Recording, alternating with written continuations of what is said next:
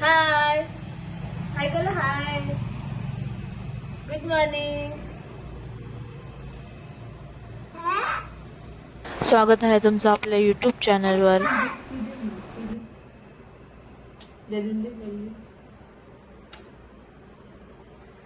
आज आमचा रोड ट्रिपचा तिसरा दिवस आहे आणि आज आम्ही चाललो आहोत मुरुडेश्वर टेम्पलला. तर चला टेम्पलला जाऊ. तर इथं आहे टेम्पल आणि आम्ही थांबलो होतो इथे.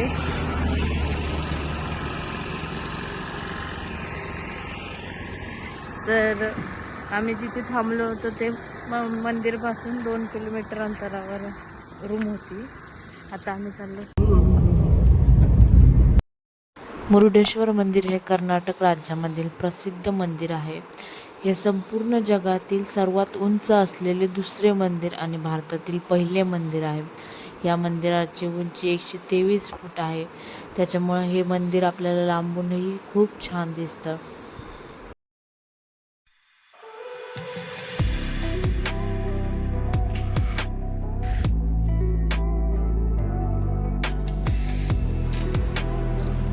हे मंदिराचे मुख्य प्रवेशद्वार आहे, ज्याला गोपुर असे म्हणतात. या गोपुराच्या एक्झॅक्ट मागे शंकराची मोठी मूर्ती आहे.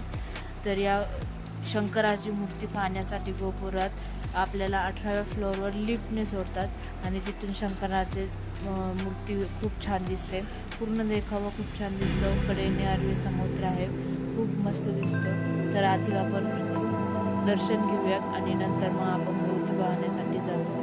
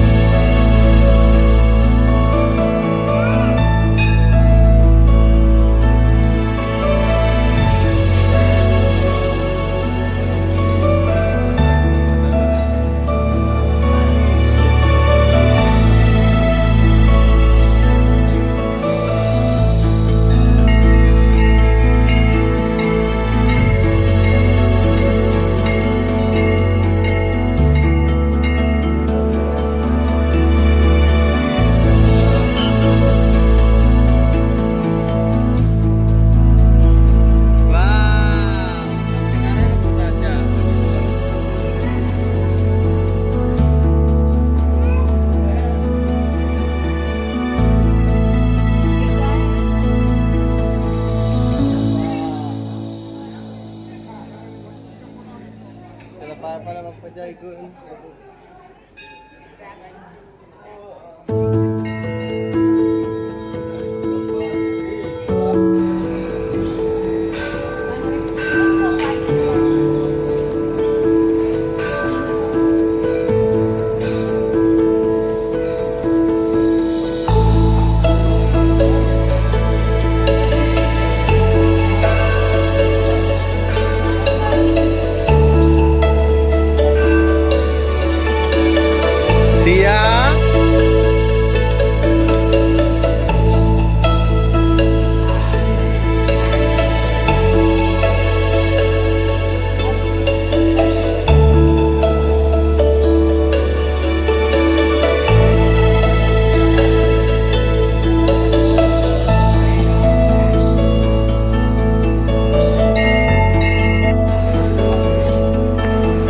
दर्शन झालं. आता आपण शंकराची मूर्ती पाहण्यासाठी जाऊया. चला.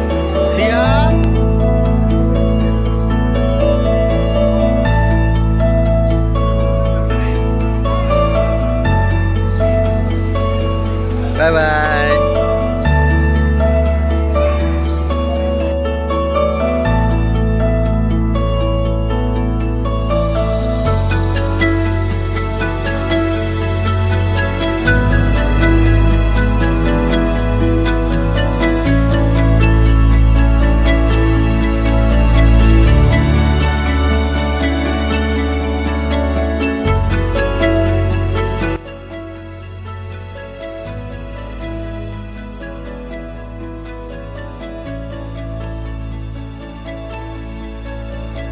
येथे 17 आणि 18 दोन्ही फ्लोअरला ते सोडतात, कारण एका फ्लोअरला गर्दी होऊ नये म्हणून.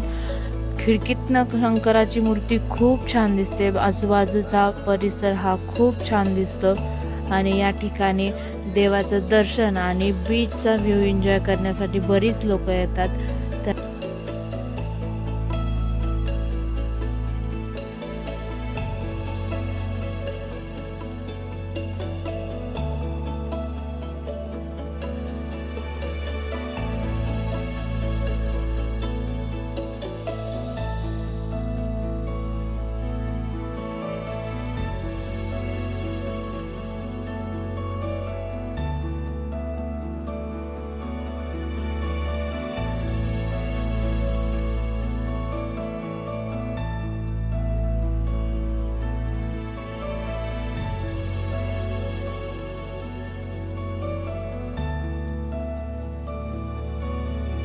बीचवरती राईड वगैरे पण आहेत, सी वॉक, अजून पण राईड आहेत. पण आम्ही सकाळी लवकर गेलो होतो त्याच्यामध्ये ते काय नव्हतं.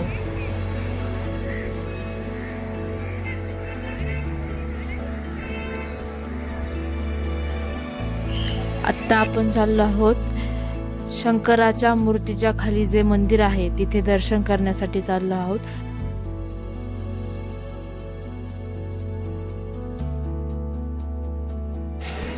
चुकीचा कोण आलं फाईन बिल मारला मग.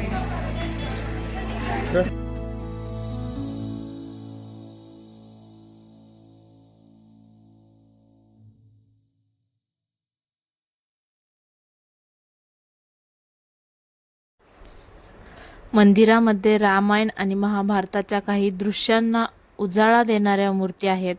यामध्ये सूर्य, रथ, अर्जुन आणि भगवान कृष्ण आहेत.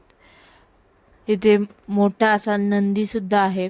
या शंकराच्या मूर्तीच्या एक्झॅक्ट खाली एक मंदिर आहे, तर आपण तिथलचे दर्शन घेऊयात. चला तर मग.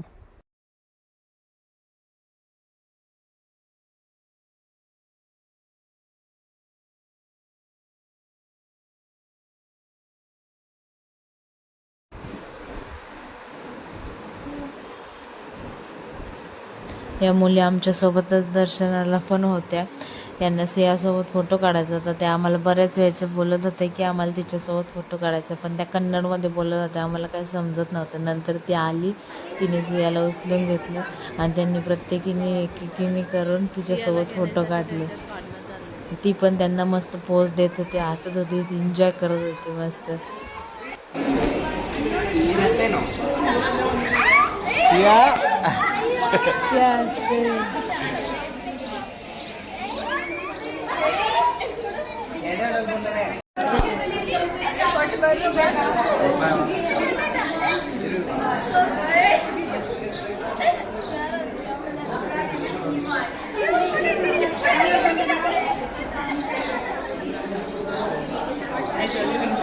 सिया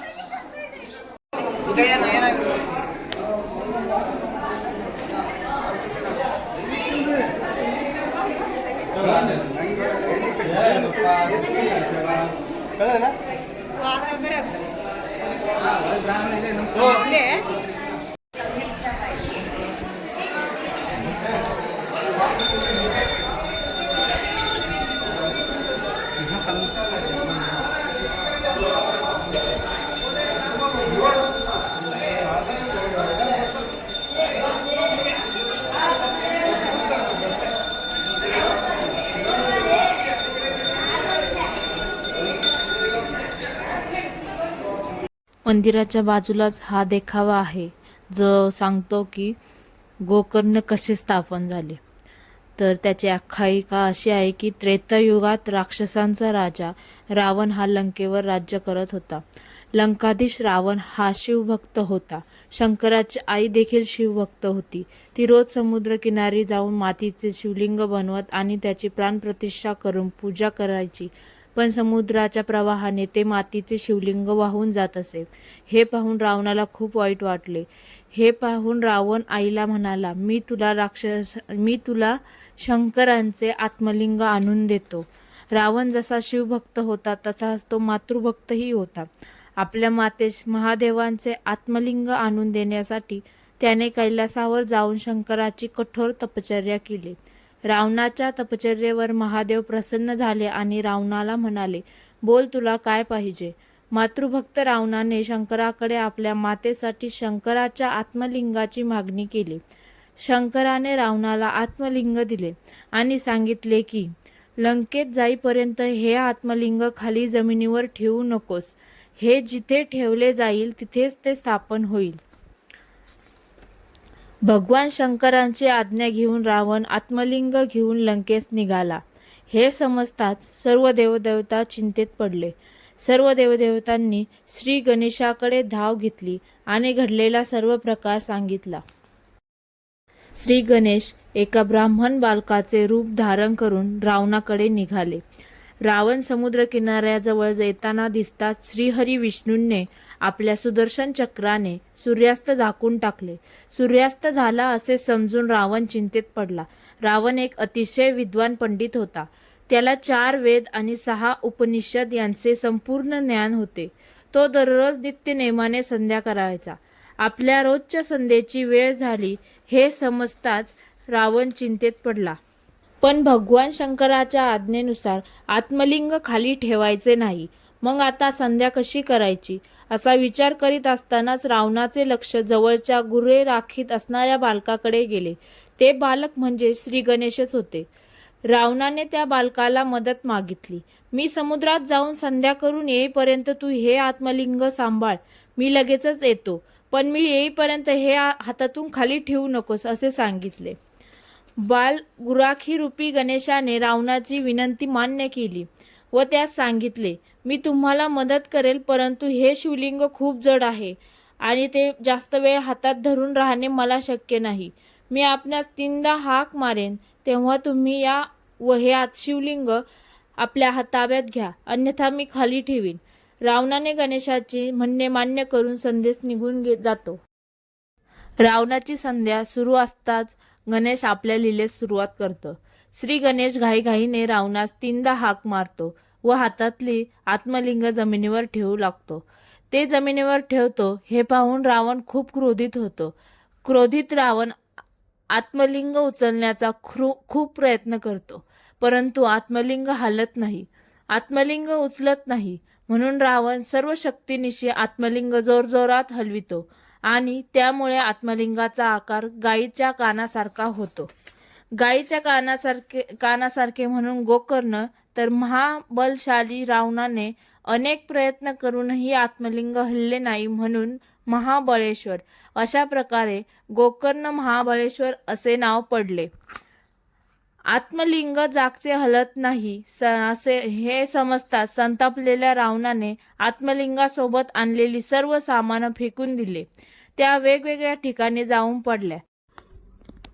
सुज्जनेश्वरला आत्मलिंग आणलेला डबा पडला. धारेश्वरला आत्मलिंगास बांधून आणलेला धागा पडला. गुणावंतेश्वरला आत्मलिंगाचे झाकण पडले. मुरुडेश्वरला आत्मलिंगास झाकलेले कापड पडले. भगवान शंकर आणि पार्वती यांनी या ठिकाणास पंचक्षेत्र असे नाव दिले. गोकर्ण, महाबळेश्वर बरोबरच या चारही ठिकाणांना धार्मिक स्थळ प्राप्त झाले.